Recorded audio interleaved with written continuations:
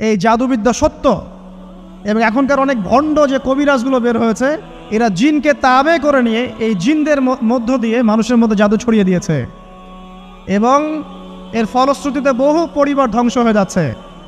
এই জাদুবিদ্যা সত্য। আরও একটা জিনিস সত্য, নবী সাল্লাল্লাহু আলাইহি ওয়াসাল্লাম বলেছেন ইন্না আইনাল হক, চোখের নজর সত্য। নবী করিম সাল্লাল্লাহু আলাইহি ওয়াসাল্লাম বলেছেন চোখের বদনজর সত্য। এই যে আমরা বলি ফেসবুকে এত বেশি ছবি দিয়েন না ভাই, ছবি তুলেন না, ছবি তুলেন না, বারবার যে বলি নিষেধ করি। কারণ কি জানেন? একটাই কারণ, বিকজ চোখ লাগাটা সত্য। মানুষের চোখ লাগে, এই কথা শুনলে অনেক মজুমদাররা হাসবে না? কথা বুঝতে পারেন নাই?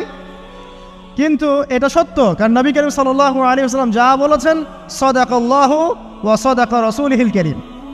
নবী যা বলেছেন, আল্লাহ যা বলেছেন চিরায়ত সত্য, এর বাইরে কোনো সত্য আছে? আচ্ছা দেখেন, আমি বললাম যে জাদুবিদ্যা সত্য। এই জাদুবিদ্যার চর্চা মানুষ করে, এখনও করে, এবং এই জাদু দিয়ে মানুষের ক্ষতি করার জন্য জিনের প্রয়োজন হয়, দুষ্ট জিন।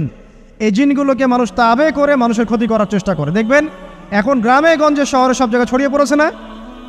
দেখবেন, খুব সতর্ক থাকবেন। আমি পরে সলিউশন বলছি আপনাদেরকে। আরেকটা বলেছি, নবী সাল্লাল্লাহু আলাইহি ওয়াসাল্লাম বলেছেন চোখের বদনজর এমন সত্য যে একটা উটকে এই রান্নার ডেকচির মধ্যে ঢুকাই ফেলতে পারে। মানে একটা উট খুব সুন্দর ভালো, আপনি দেখছেন মাশাআল্লাহ বলেন নাই, নজর লেগেছে, উটটা মারা গেছে দেন, তারপর তাকে জবাই করে খেয়ে ফেলতে হয়েছে। একজন সাহাবী গোসল করছিলেন, গোসল, এটা হাদিস সহিহ। এই আলেম ওলামা যারা আছেন তারা জানেন যে এই হাদিস সহিহ। একজন সাহাবী গোসল করছেন, তার গায়ের চামড়াটা খুব সুন্দর ছিল, একদম স্কিনটা অনেক সুন্দর থাকে না এমন কিছু মানুষ? আচ্ছা, এখন আরেকজন সাহাবী এই গোসল দেখছেন দূর থেকে, দেখে বলছেন যে কি চমৎকার তার শরীরের রংটা, যেন কুমারী নারীর মতো, অনেকটা এমন একটা কথা তিনি বলেছিলেন। সাথে সাথে এই সাহাবী অজ্ঞান হয়ে পড়ে গেছে। কোন সাহাবী? যিনি গোসল করছিলেন। এটার আপনি কোনো ব্যাখ্যা দিতে পারবেন না তো, এখানে কোনো সায়েন্স দিয়ে বা মেডিকেল সায়েন্স দিয়ে আপনি কোনো ব্যাখ্যা করতে পারবেন না। একটা ব্যাখ্যা দিতে পারেন, কিন্তু কেন সেটা হলো সেটা আপনি অ্যান্সার খুঁজে পাবেন না। তো নবী সাল্লাল্লাহু আলাইহি ওয়াসাল্লামের কাছে নিয়ে যাওয়া হলো তাকে। তিনি বললেন যে এই ব্যক্তির ব্যাপারে কি কেউ ভালো মন্দ কিছু বলেছিল? তখন একজন সাহাবী বললেন হ্যাঁ, অমুকে বলেছে এর স্কিনটা অনেক সুন্দর, ওকে ডেকে নিয়ে আসুন। ওকে ডেকে আনা হলো।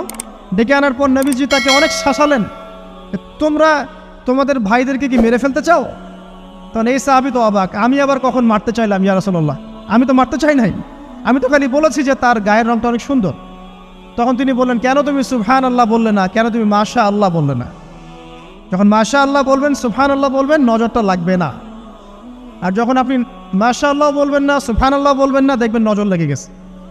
আপনি বিশ্বাস করেন ব্যবসা খুব ভালো চলছে, মানুষ বলল যে বাহ তোর তো ব্যবসা হেভি, লালে লাল শাহজালাল, ঠিক আছে, দেখবেন আপনার কেনা বেচা বন্ধ হয়ে গেছে। এরকম হবে, আমার কথাটা বিশ্বাস করেন। এটা কিন্তু সায়েন্স প্রমাণ করতে পারবে না, আল্লাহ এবং তার রাসূল বলেছেন, তার উপরে কোনো সত্য নেই। আছে সূরা কাহফ 29 নম্বর আয়াত পড়ে দেখেন, আল্লাহ পাক বলছেন ওয়াকুলিল হাক্কু মির রাব্বিকুম, সত্য সেটাই যা তোমার রবের পক্ষ থেকে আসে। ফামান শাআ ফালইউমিন, যার ইচ্ছা হয় বিশ্বাস করুক, ওয়ামান শাআ ফালইয়াকফুর, যার ইচ্ছা হয় সে অস্বীকার করুক। এই কারণে আমরা বলি ফেসবুকে এত বেশি ছবি দেওয়া, এই আই ওয়াশ করা, এই যে শোডাউন করা, হ্যাঁ, ইসলামের কিছু কাজ করলেন একদম মানুষকে না দেখাইতে পারলে ঘুম হচ্ছে না, এগুলো বন্ধ করেন, এগুলো বন্ধ করে দেন আল্লাহর ওয়াস্তে। অফলাইনে কাজ করেন, নিজেকে গোপন করার চেষ্টা করেন। যত বেশি মানুষের কাছে নিজেকে এক্সপোজ করবেন, কাজের বরকত